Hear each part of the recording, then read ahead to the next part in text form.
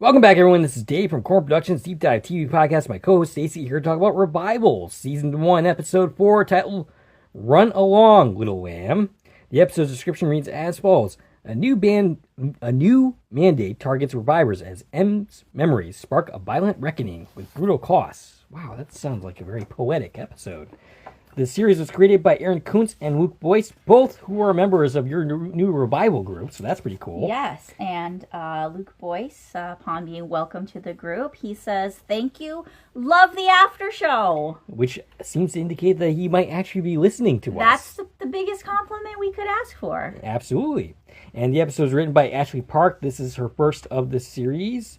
And the episode is directed by Amanda Rowe. She's been directing every single episode this season so far. And she's also an executive producer on the series. I'm assuming she's just going to keep directing all the episodes. Who knows? Right. You never know what they're doing with directors anymore. I will also point out that Sandy Pieria, who edited the first 3 episodes, did not actually direct this one. Mark Hussey did. And usually we don't get into who edits the episodes, but since we did point out the fact that Sandy Pieria was the editor of the first 3 episodes, I figured I might as well point out this one as well. Before any further, I'll tell you a couple things. One, this is a spoiler-free podcast, so if you haven't watched the episode, I highly recommend you go check it out, and then come back and give us a listen. Secondly, if you're listening on the platforms of this podcast now available on, please follow and feel free to check out our YouTube channel, Korman Productions, where additional content can be discovered. If you're already on our YouTube channel, please like, share, and comment, and subscribe to the channel. I'm going to point out Carla Mack's breakthrough Kickstarter once again. This is the short film starring William B. Davis, who should be known to genre fans because he was in The X-Files as Cancer Man, as well as the series Continuum, which was also filmed in Canada. And the movie's description for that reads, a Jewish American soldier and a young German boy soldier are stuck in a foxhole together and form an unlikely friendship. The Kickstarter is going on for another couple of weeks. If you, by the way, are a Quantum Leap fan, you could also check out our trivia that we just dropped, which also includes a little blurb in the halfway point from one of the executive producers of Breakthrough. So if you want to watch that and watch the trivia, feel free to check out that video as well. All right, so Stacie, your thoughts on this week's episode? I liked it. This show, it's good from week to week. They're all pretty strong episodes, and the mystery is growing, and I'm in it. Yeah. Now, I know we were initially kind of confused about this episode. When there's a lot going on. Right. I would definitely say that I enjoyed it less the first time than I did the second time. Once there was a scene that you and I completely missed. But, once I watched it the second time, I was like, oh, okay, that makes sense. Except for the things that we are, of course, not supposed to understand just yet. Because, it's part of the mystery. There's some puzzle box elements to this series. Yeah, but all in all, a pretty enjoyable hour. I think it might be one of the weaker ones of the first 4, but still pretty good. Do we have anything else to say before diving in? I have an anonymous participant shout out. An anonymous participant in my Facebook group said, I loved the comic, and I like the show so far. Great start. Okay, good stuff. Yeah, and if you want to get a shout out, just leave your comments in the YouTube video. Yep. Or, if you even contact us with a comment, we'll include that as well. All right, so, do we have anything else to say? Nope, let's jump in. All right, we begin the episode with Mrs. Weimer sleeping on the couch. We hear some stuff being shuffled around, and we see an unknown assailant. She thinks it's her husband and calls for him. The assailant finds a flash drive and then jump scares Mrs. Weimer like a horror movie villain. And then, I guess, presumably gets out the back or something. We see the reporter, May, enter a car where she ends up finding a flash drive. And then we see a scroll of news... And we don't come back to that, by the way. No. This was like, here's a little hint at something happening, but we have no idea yet what's on that, what it's about, what May is going to do with it. Right. But it's definitely leading somewhere. I mean, I would hope This is one of those little moments that I feel like it's going to be easy to forget it happened. Yep. So this is one of those clues to put on your imaginary clue board of like, oh, there's something that has been leaked to the media at this point. Yes, and we see a scroll of a newspaper article about Rose Blackdeer, and the unknown assailant removes his mask to reveal a hideously scarred face. And then we have our credits. And we also have in that scene a dirty, dirt-covered bottle of Martha Cypress's Oxy prescription.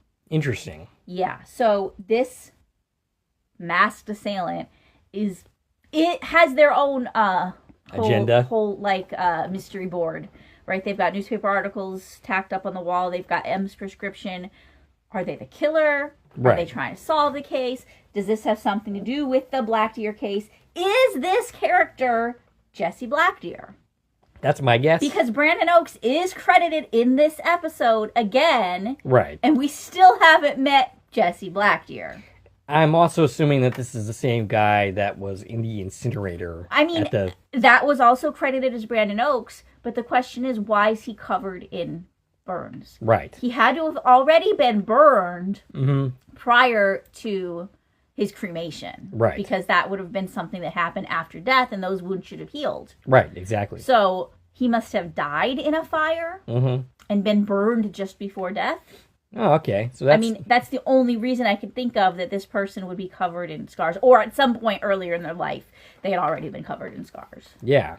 But yeah, he's completely covered in burn scars. He is a Freddy Krueger lookalike right now. Pretty much. My first actual comparison of him was Adam from Dark. Oh yeah. I can see that. So yeah, I mean, we don't see. Well, we actually might have seen this character for all we know. He could have been the one in the shadows towards the end of this episode. But as far as we can tell, we do not see this character again for the rest of the episode. Yeah, we don't see this face again. Right. But there's been a lot of someone lurking in the background. Right. Remember we had it when Em was on the phone calling the professor was that episode 1? I believe so, yeah. So are these all the same character, or what is going on? Right. All right, when we come back from the credits, we see Noah is taking out the trash when she stumbles upon M's dropped phone, and I'm surprised that wasn't found already. Well, she must not take the trash out every day. Yeah, I guess not. It's in the alley behind the bar, so... Rhodey is with M, and they decide to tell Dana what she remembers, but thanks to Noah, she has M's phone, which informed her about her affair with her professor. Dana asks why she didn't tell her about that, and she suggests the murderer is always the ex. M objects to her calling him the ex. She's saying it was just more of a fling, and she's saying this more to Rhodey than to her sister. I don't think she gives a crap what her sister thinks. Right, she's trying to convince her new boo that she doesn't have a thing with her professor. Right, and Rhodey also doesn't seem to be too concerned about this. He's like, "You do you, boo." Yeah, but this is one of those humorous scenes, right? Because Dana, and anytime Dana and M interact, we get this humor. They have really good chemistry together. Melanie and Rami. So, and remember, this is the first time Dana's meeting Rhodey, so she's like, "Is he a fling?" Right. And he goes, "No, I'm Rhodey." And yeah, she seems thoroughly unimpressed by Rhodey. She's like, all but going, "Ew." But anyway, M finally gets around to telling her, remembering seeing Blaine on the bridge the night she died. Dana decides to go and talk to Blaine and doesn't want M to tag along, saying, "Hey, stick around and babysit my son." And naturally she doesn't listen to this at all. And she also on the way out says, "Hey, don't fling my sister." Don't fling my sister. Love that line. Dana goes to the junkyard where apparently Blaine is camped out. Yeah, this is his property. This is his cult headquarters. I guess he's also running a tow truck business. Yeah, a tow company. Yeah. Right. So she encounters some armed guards and then quickly finds out that M disobeyed her because she's right behind her. I thought she was going to be a little bit more sulking in the wood. Right, she caught up with her very quickly. Right. And she's like, "I'm here. Right. We're doing this together, whether you like it or not." M says she can't tell her what to do and then pointedly calls her dad. One of these two guards is Doug. And Doug, we met in episode 3. So we already talked about his credits. This is Sheldon Garland, but I hadn't ID'd him yet. So he's one of these guys. And based on process of elimination, I assume the other one is the character of Brandon. Okay. Who was the only other person I couldn't match up. And Brandon is played by Michael Stafford. We also already talked about his credits in episode 3. So I'm assuming they were just in that scene where, when Blaine came out and there was this whole like mob of his followers there. Right. They must have been part of that. Are you ready for the Holy War? Right. So the characters we met in that was Doug and Brandon, who are these 2 guards, and Tyler Barrow, who we see again in this episode, but he still hasn't talked in 2 episodes. He's just kind of in the background. Gotcha. The one that's like a little bit younger and looks kind of like you don't belong there. Yeah. All right, so Blaine comes out, tells the guards to put down their guns, talks in Bible verses, and basically talks about how Dana will be judged and smited. And she snarks that it sounds painful. And yeah, it does kind of sound painful to be smited. She proceeds to ask questions, and Blaine reveals that he was called out to the area to tow a car. He admits to seeing M on the bridge that night. She was very high, but she left before anything happened to her. Oh, and I want to point out, he was called by Lester. Yes. Remember Lester? Yep. The car was on his property. So Lester's got a lot going on his property. Yeah. This is where the dead horse was. This is where a car was left. It's near the falls. Is Lester going to be the secret mastermind? Lester might be important to this. Yeah. Who knows? He found the car and brought it to Alonzo's after and mentioned seeing an explosion, and then basically gets really close to M, basically violating her personal space, saying that she must have seen it too. Now, one thing I do want to point out is during this whole thing, M screams out, "What did you do to me?" Right. Because she's assuming he's the killer. Now, from the look on Blaine's face, it feels very obvious he's not the killer. And he had no idea she was a reviver. Right. And now until she said that. Now he pretty much knows that's what's going on. And remember, he's the one who's very against revivers. Yes. So this is a potentially very dangerous situation she just put herself in by revealing this to him. Right. Blaine tells M to run along, little lamb, which is not a Bible verse. I looked into that. It's basically just an expression. But it's also the title of our episode. Right. I love when they do that. Yeah. When shows give us our title somewhere. He finishes with "the end of days are near," which is a biblical reference. As Dana and co. walk away, the guards seem prepared for further action, but Blaine tells them, not now. M asks what the next step is, not believing Blaine, but Dana says she has to do this right if he's guilty, so he doesn't walk. And this goes back to the whole guilt over the Blackter case, whatever happened there. And she's like, I have to do this the right way. Didn't you already kind of violate that entirely by, not even reporting that there was a murder? Right, yes. I mean, how exactly would you charge him for a murder if she's not in fact dead? I mean, that's unprecedented. But the fact that we're not even reporting it happened. Right. We're not putting it on record that she's a reviver. We're not telling anybody she died. So no, you're not following the proper channels and doing this the right way. Right. Because there hasn't been a crime on record. You don't want to tell anybody. Right. So, there's no way to get him in trouble for anything without an actual death reported. Right. So, But Em says she trusts her and says she'll just let her do her thing. Right. So we catch up with the town, which is now having service denied to revivers, and revivers need to be registered under penalty of incarceration. And basically, the town of Wazo is now Nazi Germany. Wausau. Okay. So that's the second week in a row. But I think Wausau. Wausau? Okay. But you didn't say Wazoo this time. that's true. But yeah, it's basically I think we need to just rename the town. Right. It's now Nazi Germany or even the Jim Crow South. Right. We have reviver segregation happening. Yeah. Mm-hmm. So yeah, it was Officer Brent that was we saw hanging up these flyers, and I want to bring him up for a second. Carlisle. Yeah, well, okay, that's the thing. So this is the character played by Mark Little. I have him in my notes as Brent Carlisle. Okay. That's what I've had since the beginning, and I don't remember where that name came from, if it was said in the episode, or if it was press releases. I got it off Internet Movie Database. Or IMDb, but here's what I noticed this week, looking at IMDb. He's actually not credited as Brent Carlisle anymore. Now he's credited as Brent Gunderson. Okay. So I don't know where that discrepancy comes from, or which one is accurate. Right. I have not heard Gunderson. I don't know if I've episode. heard Carlisle, though. Have they said that in the show? Not that I can think of, no. So he's Brent something. Brent something or other. I'm not sure why this character has 2 different last names all of a sudden. But there is some discrepancy there. All right. So revivers are getting licenses with the word reviver stamped on them. Yeah, and that was Deputy Rogers was stamping a woman's license. This woman is Wanda Peterson. We can read that on her ID, and we're going to see her again later in the episode, too. Yes.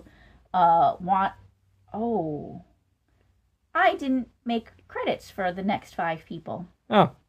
I apologize. Wanda Peterson's played by Marcia Bennett. I never went back and looked up these people's IMDb's. Oh, well, we can do that next week, assuming they Oops. appear.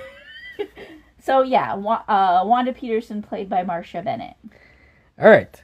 So, while at Rhodey's, M brings up the Black Deer case, and then the pair are visited by her dad, who's surprised to see M there. And he's basically like, oh, you're dating a reviver?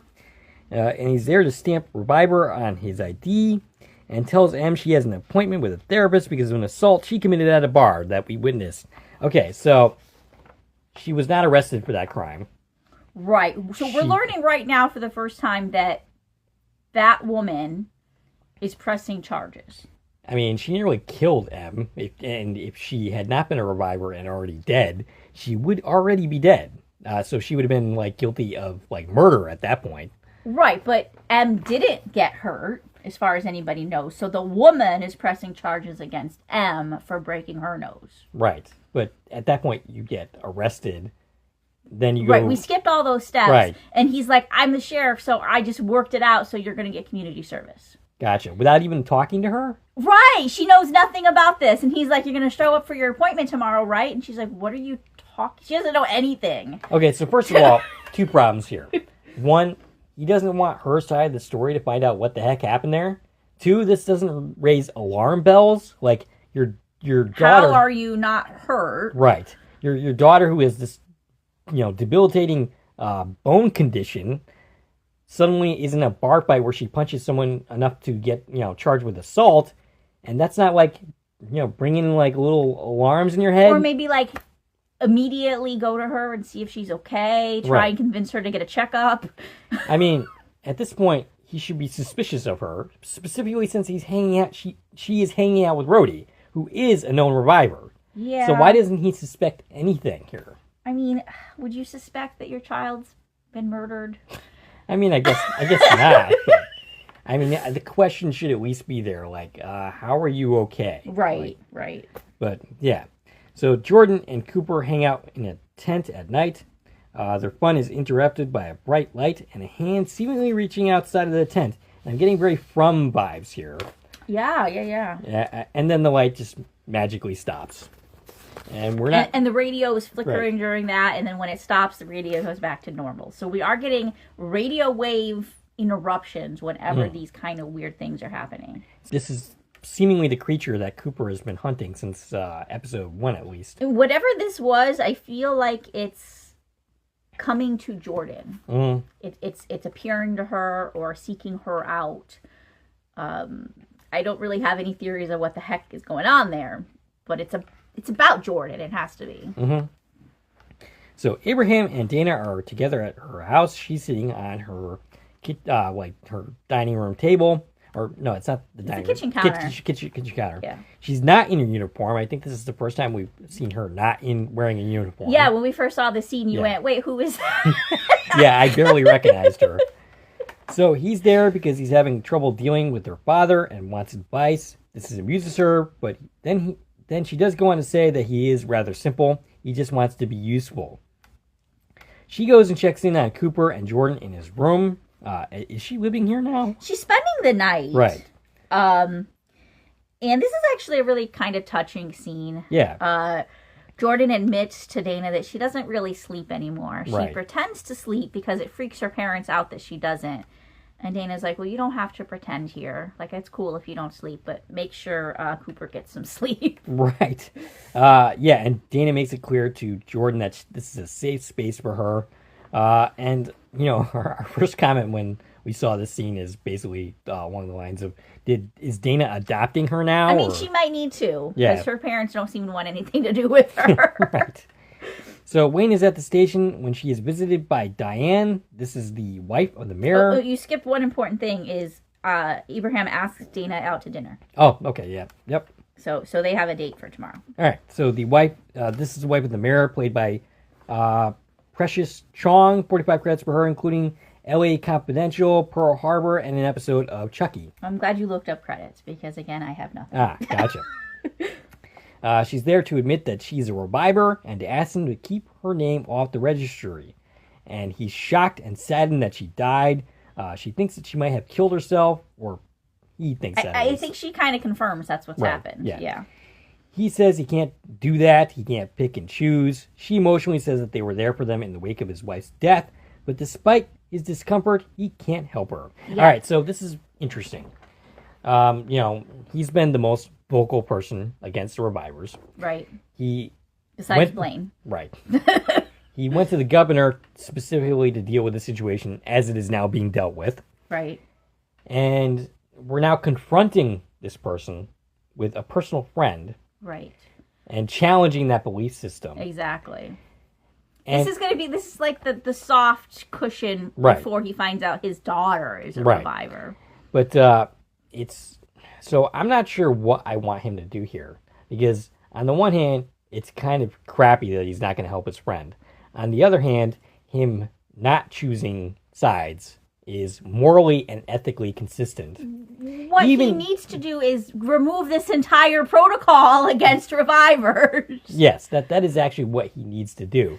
But given that this is his belief system, this is consistent with his beliefs. It doesn't make him a hypocrite. He's very much on the wrong side of this, for sure. Mm-hmm. And hopefully this is another step towards making him realize that. But at this point, he's not going to help his friend. He's going to definitely put her on the registry. Right. And it draws the question, why did she bother coming to tell him? Just to tell him to keep it quiet. Because she must have really trusted him that he was going to keep the secret. And they must be really good friends. And that, that is very much a betrayal of that friendship, that he isn't going to help her at the same time. Yeah, but why didn't she just, not tell? Now, at the same time, that also explains why the mayor is so, for the revivers. Right, absolutely. Yeah. He's living with one. Right. He has zero reason to think there's any problems with them. Right. Unlike Jordan's parents, he doesn't think she came back wrong. Mm-hmm. And Diane Delish brings our reviver count to 50. Now, okay. We had 47, then we had M, Arlene, and now Diane. Brings us to 50 known revivers. All right, so M shows up for her appointment. And her anger management session. Yes. And out comes Mrs. Weimer, and I literally laughed when I saw this. Mrs. Weimer is prepared to just sign off on her being there, and basically saying, you fulfilled your obligation, you can go. But then she mentions to M that she knows that she's a reviver. Which is very interesting. And the reason she knows this is because her husband told her that. Yeah. Why? Now, we haven't really seen a lot of interactions between Aaron and Nathia. There's definitely more going on than we are being let in on as the audience. Sure. At the same time, I gotta ask, why would he tell her that? Right, because he found out that his affair partner, who he may have killed, by the way, right, was dead and brought back to life, and this is a big secret. But you would think he would not mention this girl to his wife. Exactly. Under any circumstances. You would avoid her name entirely. Yes. Unless, does Nathia already know about the affair? I mean, it's quite possible. It's possible she knows. It's possible she even condones it. Yeah. I'm sick and unable to, fulfill your needs. Does she know everything? Right. Do they have this open relationship, communication-wise, where she knows all of his secrets? Interesting. Later in the episode, we're going to have him telling her, don't worry about this, I'm handling it. But does she know what this is? Yeah. Does she know the parts we don't know as an audience? Yeah. Or is she entirely in the dark? Did he just tell her because he saw M's name on her appointment list and was like, oh, that's one of my students, she's a reviver? Right. Because that would be really stupid of him to do. Yes. But, right. Well, she was also present for the events that she's here for. You know, she was there for the bar fight. She was at the bar. Yeah. Right. She must have heard something about that. She must know that she was there and, you know, that this incident took place in front of her. So she doesn't necessarily know that Em and Aaron were talking in the hallway. Right, no. Or what they were talking about. Right. Except he went and told her, oh my God, she's a reviver. I can't Which also, does that mean he didn't already know that? Because if he is the killer, he obviously already knows that. Right. There's a lot of layers here. I mean, the end of the episode seems to indicate that he's not the killer, but he's still a suspect. Yeah. Like, we don't know who killed her. Like, Right. that's kind of the big puzzle on top of, you know, how are we coming back from the dead in the first place. But yeah, it's very, there's definitely some nuance here between, like, their relationship and what does this woman know. Right. And so, yeah, they end up talking, and there's an extended conversation between the two of them. First, M confirms that doctor-patient confidentiality is at play. Right. That she's going to keep her secret about being a reviver. But also the fact that she was even told that, like, already violates something. Right. So, yeah, they talk about her mother's death, that she feels responsible for that, and about being considered fragile. She asks, why can't you talk to your father about being a reviver? All right, so at this point, I'm going to point out that she has to know who her father is. And in fact, it's... Well, sure, he's the one who set up these appointments. Right. So, and I'm sure she knows about her dad's attitude towards revivers. So the answer to this question should be pretty obvious. But I don't think she asked the question because she's genuinely looking for the answer. I think she already knows the answer. She just wants to get M to admit it. I think she's actually trying to help them. She is trying to counsel her and do her job. That's a therapy technique, is to, like, you know, you want the subject, the person you're talking to realize the answers themselves. Right. So you ask this question to get the answer you're looking for that you already know. Right. That is actually a therapy technique. But, yeah. So they seemingly bond in this scene. And, you know, of course, they also end up talking about Mrs. Weimer's cancer as well. Yeah, and M very nonchalantly says, oh, my mom had cancer too. Right. So even if you hadn't killed her in a car accident, she still is probably going to die soon. Right. Yeah. Actually, it's even possible that she already died. That Mrs. Weimer actually already died and she's a reviver I'm herself. talking about the mom. Oh, okay, yeah. If the mom had cancer too, right. It's a little bit less tragic that she died in a car accident. I guess. If she already had, like, a terminal illness. Yeah. That you were already prepping for. Mm-hmm. But right, it's possible that Nithia's a reviver. Right. Absolutely possible. The first time we met her is when they were getting ready to go to the bar, and she said we have to keep up appearances. Yes. And now I took that at the time as, even though I'm sick, we still want to, like, be a part of this community. Yes. But maybe it was, we have to pretend like I'm still sick. Right. So that nobody knows I died and I'm not sick anymore. Yeah. I think that's a possibility. That's definitely a possibility. All right. So Dana goes to Alonzo's to find out info about the car Blaine returned. Alonzo apparently doesn't ask any questions when renting out a car. She investigates the car and finds a parking stub dated for the Night of the Reviver event in 2008. Yes. So we have confirmation. I was right. Yes. When I said it 2 weeks ago. This is taking place in the past. All right. Reviver the revival night was December 18th, 2008, which places us now in late January 2009. All right. So we are in 2025. Mm-hmm. The comic itself was actually set in 2012. So I'm going to ask, why this date? Right. I mean, it feels like there has to be some significance. They definitely did this intentionally. To them post-dating, predating, whatever the term is. Right. This story. Yes. Because it would have been a whole lot easier to just not make time relevant. Right. To make it modern. To give everybody current cell phones. But they're even setting it 4 years prior to when the comic is taking place. So what about this era? Why are they setting it at this particular time? Yeah, it has to mean something. Right. Now, 2008 was the first year of Obama's presidency. It was, pre-Trump. It was also the same year as the housing crisis. That's as far as I know, as far as what world events were going on at the time. I can't see how any of that plays into the story, but yeah, that's what I... Yeah, there has to be some relevance to us concretely now saying when this is taking place. And you're right, it's not just, oh, we're lining up with the comic book. Right. Alonzo, by the way, is played by Massimo Canastero. 29 credits for him, including the X-Men, Days of Futures Past, The Kindness of Strangers, and American Gods, which Gillian Anderson of The X-Files was in. Okay. M and Rhodey look like M is about to be... Oh, before we move on, I just want to say about the rest of the stuff about the car. Right. So she learned it was rented to somebody using the name James Anderson. He paid cash, did not present a driver's license. So Alonzo's doing some shady stuff. But that's our first clue is James Anderson.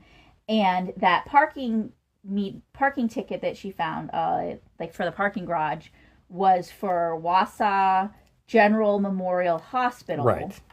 Timed at 6:47 p.m. on Reviver Day. So that's her lead, is she's going to go to the hospital next. All right, so M and Rhodey. M looks like she's about to be flinged, and she starts to remember a little bit more. She remembers being chloroformed by an unknown person with a wedding band. And it's not Blaine, because Blaine has burned hands, and she remembers this person did not. The one she coughed up when she was revived. Blaine does an ominous radio show, and then we cut to an exercise class with the woman we saw before. Her name was what again? This is Wanda Peterson. And we know... Yeah. She's confronted by Brandon and Doug, and Tyler's there too. Yes, the uncomfortable one. The young one is in the background. Right. So she's harassed by these people, but they end up letting her go. Dana goes to the hospital, thanks to that parking stub, and tries to find out who might have been there. And it turns out to be the Weimers. Yeah, so she's looking for the name James Anderson in the appointment list, and she sees the name Weimar. And Nathia had an appointment for chemo that night at 6:51 is what my notes have. That doesn't seem right. That's a weird appointment time. But the nurse tells her that she's usually there until about midnight, and her husband's always with her at her appointments. Gotcha. The nurse, by the way, is played by Rebecca Tremblay. Yeah, 9 credits for her, including an episode of Diggstown. That was the only credit I decided to talk about, I guess. Well, better than me, since I forgot Didn't have to any? look people's Okay. credits up. I totally skipped that step this week. Okay, so... So she's convinced now that it was Aaron Weimar who rented the car and was parked in the parking garage and abandoned the car at the falls. Right. Proving, in her mind, that he was there and assuming now he's the killer. Dana then goes to the Weimer house, but no one answers. So she calls Aaron on his phone, gets a voicemail. She leaves a message telling her that he needs to get in touch with her immediately. Frustrated, she ends up leaving. And somebody peeks through the window. Yes, presumably this is his wife. This is the scene that we missed when we were first watching and this episode. It doesn't seem like that much important stuff happened, but it was enough that we totally were lost the rest of the episode because we missed this. Right. I mean, basically, this answered the questions that we later would have. Yeah. But Em and Rhodey go to the pawn shop to find out where the ring might have come from. And this is the business. It has a no revivers allowed sign on the door because that's legal now. And it turns out the person running the pawn shop is our friend Taylor Olson. Yeah, his character's name is Chris. Taylor Olson, who I didn't write credits for, but I think we can do those in our sleep. Yeah, basically. Let's see. From Sullivan's Crossing, this series, Dawn and Her Dad in the Tractor. I can go on, but He was in season 4 of The Sinner. Talk to Me is his latest movie that he wrote, directed, and starred in. Bone Cage he directed. Bone Cage. Halloween Party yes, he was in. This man is in everything in Nova Scotia. So now, of course, he had to expand into where's this being filmed? New Brunswick. New Brunswick, okay. He had to leave Nova Scotia and expand because he ran out of things in Nova Scotia he could be in. Now, we were looking for Taylor Olson in this episode because he was credited. Initially, we were having trouble finding him. He looks very different, with his shaggy hair. He definitely does not look recognizable in this episode at all. So it was easy to miss him. How did you finally figure it out? Well, I was matching characters up, and I went, "Oh wait, is that him?" Okay. And he's got the red hair. Yeah. And I watched it again, and I was like, "Oh yeah, that's Taylor Olson." Yeah. I mean, I did eventually do that as well. Once you told me the answer to the question, and okay, yeah, that's definitely him. But yeah, he has very long, stringy hair. Yeah. He's like almost like a goth biker character in yeah. this. Yep. Yep. He's basically very unrecognizable. But. So yeah, they. So he first asks for their IDs because no revivers allowed, and Rhodey's like, "Oh, I forgot mine." Right. So M gives her ID. Good thing she hasn't been stamped yet, so he decides to go ahead and talk to them. And it turns out the ring was bought by someone, the same person that rented the car. That right. Dana's So looking into. they ask like, "Hey, have you sold a ring that looks like this?" And he's like, "Yes, I sold a ring that looks exactly like that to a man who said he lost." What Taylor actually says is the line that he says is, he needed to replace his wife's wedding ring before she found out he lost it. That seems misplaced. Yeah. Is that line wrong? I don't know. But he very distinctly said his wife's wedding ring before she finds out. I mean, maybe that's what Aaron said. Oh, yeah, that it seems weird. more that it would be his wedding ring right, before his wife finds out. Right. That seems like a really important distinction right now, trying to figure this case out. So you don't think that was an accident? I don't know. Maybe. Also, how would you lose your wife's ring and replace it before she finds out? I don't know. Like, she would know if her ring was missing. Right. Once she left it at home and didn't take it. Is she the one who lost her ring and he was replacing it for her? Yeah. Or is it his ring? Right. One of their rings. But you'd think you'd be able to tell the difference based on size. You know, it could still be the fact that she was the one who murdered her. It could be. And she's lying about the fact that And he's trying to help her cover it up. Right. But yeah, what we got is he never met the person, but he has his email address, which is james.anderson at university that Aaron works at, and M recognizes that name. It's Aaron's TA. Right. So presumably Aaron was using his TA's identity to rent the car and to replace the ring.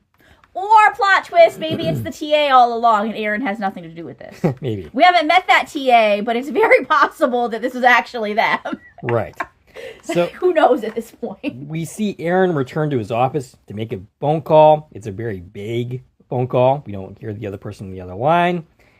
Presumably this is the main culprit, as he tells the person that he knows it was them. I have the exact dialogue of this call because it seemed important. Okay. Since we have no idea what they're talking about. Okay. To know exactly what's said. All right. This is what we hear, Aaron's side of the call. "I've had enough of this. I know it was you. If it's someone you paid, what's the difference? He was in my house with my wife.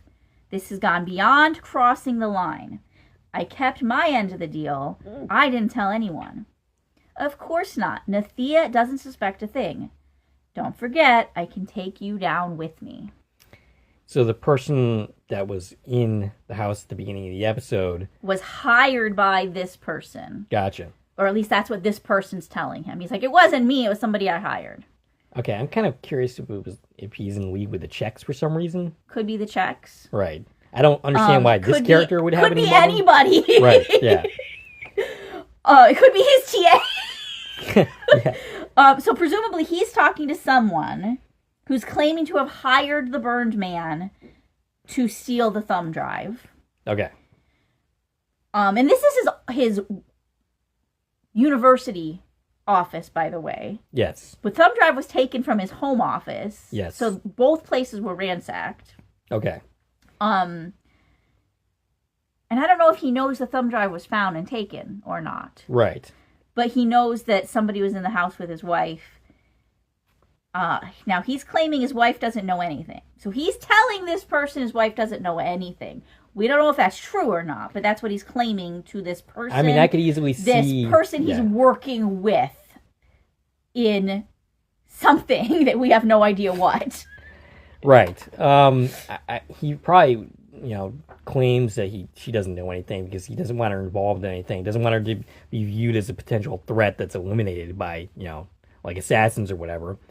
But yeah, at night, we see Mrs. Weimer. She comes down the stairs. She finds Aaron, like, burning files or something. He is putting pages into the fireplace, which Right. is unlit, but later in the scene, he lights it to burn Right. everything.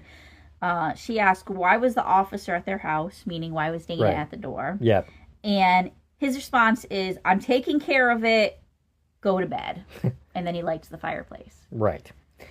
So, again, what does she know? What doesn't she know? How many different sides of this? How many different stories is he telling to different people? Right. What did he do? What's he involved with? What's it got to do with M? What's it got to do with revivers? There's so many questions here Yes. that I don't think we're going to get answers to anytime soon. Right. M decides to give herself a brand new haircut, and our question was, is this hair going to just instantly grow back? And I think the answer is no. Right.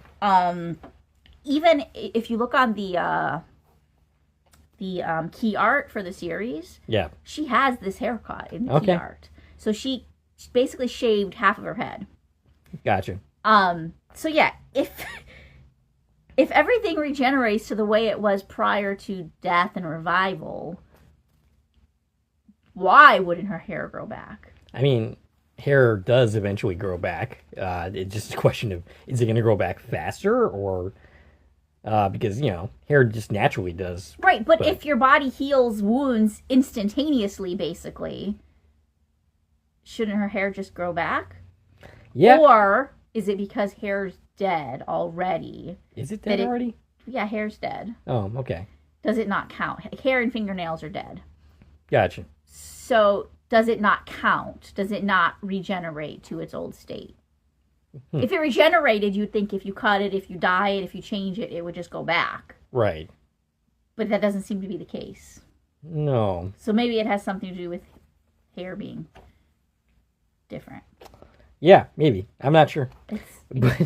Or, they just didn't think that through. I don't know. It's definitely the least of my questions, but it is an interesting one. It's the least of your questions? These are the things I question. Right. Like, I want to know the logistics of what we're dealing with. Okay, so your heart goes into cardiac arrest. If you come back to life, then you should have no pulse. Like, if the damage is done and, it doesn't matter what happens when you revive, then you have no heartbeat. But that was already death. Right.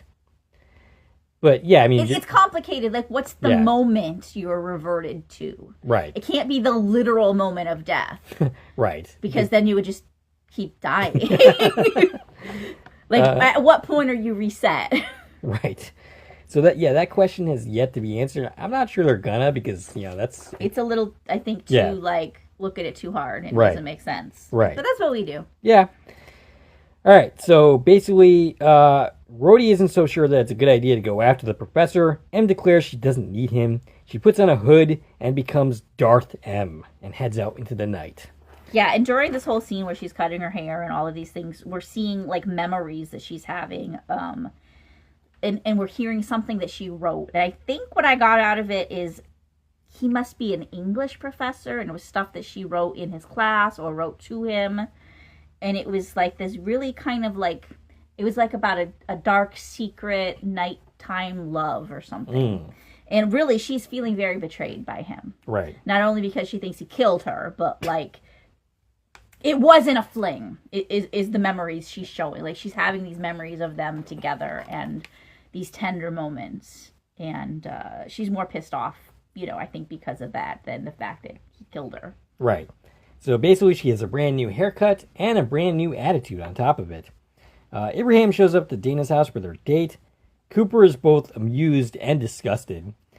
She comes out looking very lovely, by the way, in some type of dress. Some type of dress? Well, what does that mean? It's a dress, but it's a dress. She's wearing a dress. And he's surprised to find her not in uniform. Me too. But she says she wants to make an effort when someone is buying her lobster. Which is news to him. Yeah, he's like, who said anything about lobster? I thought we're going to the chicken shack. It's not going to matter anyway. Anthony Check calls his brothers about a new business opportunity. The problem is he needs to get back over the border. Yeah, and we see an overlay on the screen saying he's calling from Hell's Kitchen, New York. We've been there. That's where the MCC theater is. Yeah. An impatient person is waiting to use the phone, and in response, he beats this person to death. meaning this is not a very nice person. Yeah, Tony Czech is the quintessential bad guy. And again, this is, he's played by CM Punk.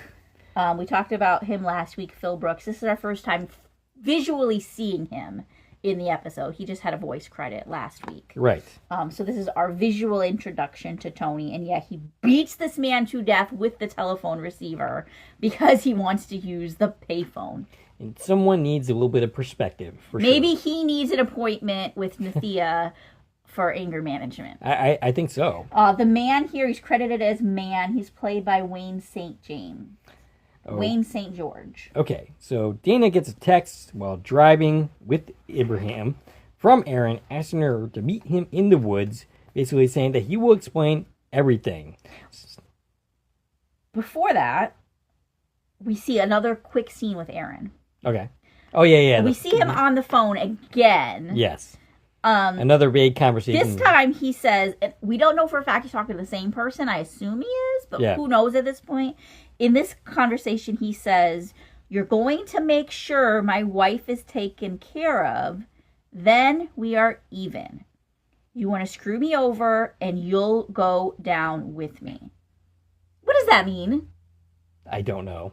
You want to make sure my wife... You're going to make sure my wife is taken care of and then we are even. Is he going to kill his wife? Or does he mean taken care of as in protected? Which are very opposite things. I'm hoping that he's protecting his wife, but yeah. But why would this person protecting his wife make them even? Because it sounds like then we're even sounds like I'm doing you a favor. Right. Not you're doing me a favor. Right. So, yeah. Or is he like, okay, go ahead and kill my wife because you think she knows something, and then we're done. That's the last thing you're going to do. Right. I was very confused by this little, 5-second call. Yeah, that's why I didn't even bother putting in my notes. But it seems important. Right, yeah. So Dana is now redirecting her date to go to the meeting. Basically throws the GPS that is directing them to the lobster house or whatever back into the back seat. And then Aaron goes to the woods and is stalked by Darth M. She confronts him about murdering her and proceeds to start choking him. Yeah, and he's like, hey, this is really a bad time because he's about to meet her sister to presumably tell her everything. Yes. Whatever that means. Right. And he doesn't want to tell Em, I guess. He just wants to tell Dana. Right. And, she's basically like, I know you did this. And he says, I'm sorry. I didn't mean to hurt you. But then says he didn't kill her. Right. So he's admitting something happened. He's basically admitting it's his ring at this point. Yes. And he even goes as far as to say, yes, I took you from the bridge. That was me that drugged you on the bridge and took you away, but I didn't kill you. Right. I hope eventually we get to see this night play out. I'm sure we will. There's an awful lot of characters and things happening. You know what it's reminding me of that I just put together just this second? Pretty Little Liars. Okay. Pretty Little Liars. The beginning of the series is premised on this night that happened. The night Allison died. And it takes us 3 or 4 seasons before we put together what actually happened that night. And it was this whole convoluted story that involved 20 different characters doing different things and knowing different little bits and pieces of what happened before we were able to actually put together what the frick happened that night. Was it worth it? It's complicated because you got to hold all of these details for so long to even make it make sense. Gotcha. And I feel like that's where we're going. We have all these people involved. We've got, here's what Kane knows and saw. Here's what the professor... Blaine. Blaine, okay. Blaine.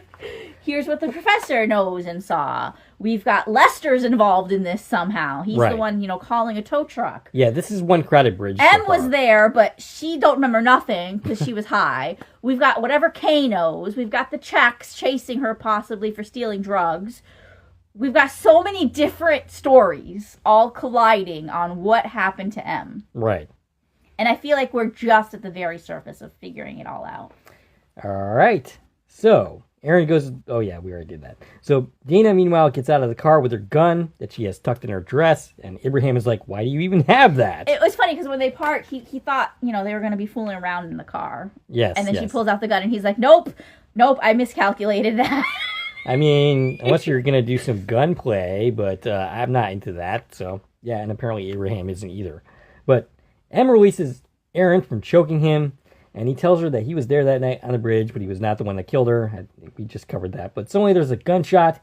Aaron has a wound in his stomach, and he falls over dead. And then we see Dana with her gun drawn, and we're like, did he just shoot? Did she shoot him? Yeah. But the first thing she says is... What did you do? Em, what did you do? Right. So she thinks Em killed him, which Right. means she didn't do it. Right. So, another gunshot. This one seemingly goes... Actually, I'm not even sure that it does. I thought initially it went through Em into Dana. It went through one of them into the other. Right. They both have bullet wounds from this one shot. Right. So Dana is the one who's seriously in trouble because she now has a bullet wound in her stomach. It's not going to affect Em any. I mean, she's going to heal from this. Right. But the distinction is important, and we don't know. Right. Who was being shot at, which one of them. Right. And then the unknown assailant takes another shot at Em, and it seems like the way where he's coming from, that Dana was the one in front. I mean, it's hard to say. Right, yeah. Because there's the camera's moving, they're moving. Right. And then basically tries to take another shot at Em. And Em takes her sister's gun and starts shooting back towards the man. Notably hitting him in the shoulder. And we see this man. He's wearing a black ski mask, just like the man at the beginning. Is it the same man or not? Don't know. Is that person Jesse Blackdeer? What's going on? I have no idea. But yes, this person now has a gunshot in their arm, which I'm sure will be something that, will help us identify him. Mm-hmm. Unless he's a reviver, because then it'll heal. I mean, if he's wearing the same clothes, he could still be identified because, the fabric will still be ruined. But, sure. And then Em holds her sister and screams for help. Well, Dana's not in a good place right now. I'm reasonably convinced they're not going to kill off. I mean, I don't think we're going to kill off our main character in episode 4. But you never know. They could be pulling a Hitchcock on us. Is she the main character? She is. Melanie Scarfano is the lead. The lead? Yeah. Okay.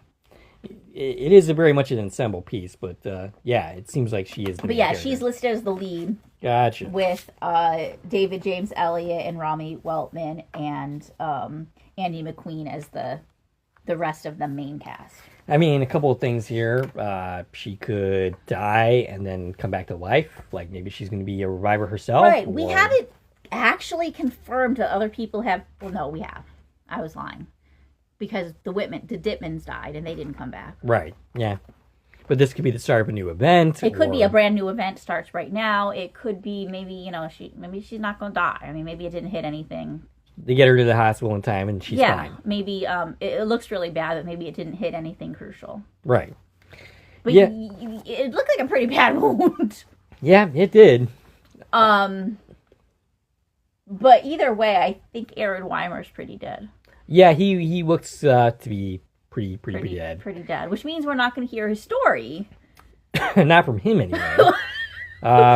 I'm curious if we're going to continue to see the wife, if she's going to continue to be we're going to have to, because I feel like she knows something. Mm-hmm. Like, obviously, they're part of this story. So we can't just, kill them off and we're done with that, because it doesn't feel done. No, we don't. I mean, Aaron has said that he's involved, so we're going to see this character again in flashback, presumably. Of course, yeah. We definitely play with some nonlinear storytelling in this series. Mm-hmm. So I definitely think we're going to continue to see Gianpaolo Venuta. Yeah. Yeah, he's kind of revealed to be kind of a pitiful character in the last and who knows, scene. Maybe everybody revives tonight. And maybe. We just start over. Yeah, it's possible. I mean, at this point, who knows what the heck is going on. Sure. Yeah, not really clear where this story is going. Presumably someone who's read the comic would know where the story is going. Yeah, which we have not. Presuming that they're even going... They gotta follow it somewhat, I would presume. Yeah. Even if they don't follow every detail. But But yeah, we're 4 out of 10 episodes. We're Yeah. near the halfway point already, which Yeah. is crazy. And And I just have more questions than ever. right. Now I'm going to point out that the showrunner of this series, Luke Boyce, I think it is, has said on social media, you mentioned this to me today, that please watch this episode on It Peacock. was one of the showrunners Yeah, who okay. posted it. I'm not positive if it was Luke or Aaron. Okay, so yeah, I mean this is a quality series. We don't definitely want to see it get canceled at the end of season 1 without getting any kind Right. of answers. Not to throw shade, but This is NBC. we know who is distributing this series. Yes. And that's a scary thought. Yes. I mean, that's one of the reasons why Brian Greene wouldn't watch this series yet, because he's leery of NBC with good reason. Like NBC with genre shows does not have a great track record, but yeah, basically the showrunners saying, watch this on Peacock because that's what the numbers are going off of, and yeah. So yeah, even if you've watched it already on SyFy, watch it again on Peacock. And this is one of those shows that you can watch over and over and pick up new clues. Yeah. I'm positive. We've watched each episode twice. Yeah. And I still feel like we definitely missed some things. I'm sure. There's this whole backstory about the black deer case, and we're getting all these little clues. Yeah. But also, we don't know anything about the black deer case. Right. And the name Jesse Blackdeer has not been said yet once on the series, by the way. Right. I only know that because we're connecting IMDb credits. Yeah. So... Yep. All right. Do we have anything else to say before concluding? Keep watching, like you said. Give us your feedback on the series and on the podcast because we want to make you a part of the conversation. We want to talk about what you have to say. Absolutely. Yeah, I would definitely want to hear your opinions, especially if it maybe contradicts something that we've said. Like right. If Do you have other thoughts and theories? Yeah. Did you pick up on things that we completely missed? Right. Let's solve this case together. Right. Absolutely. All right. We'd like to hear from you. What did you think of this podcast? What did you think of this episode? Stacie can be reached at. I can be reached on Twitter, X, Instagram, Threads, and Blue Sky at TVN Coupon Talk. If you like this video and want to support the channel, there are ways to do so. You can follow me on Twitter at Core Productions. You can join the Core Productions Facebook page. You can buy something from the Core Productions store on Zazzle. You can buy me a coffee. You can join the Core Productions membership for 99 cents a month. And of course, you can like, share, and comment on this video as well as subscribe to the channel. This is Dave and Stacie from Core Productions signing off.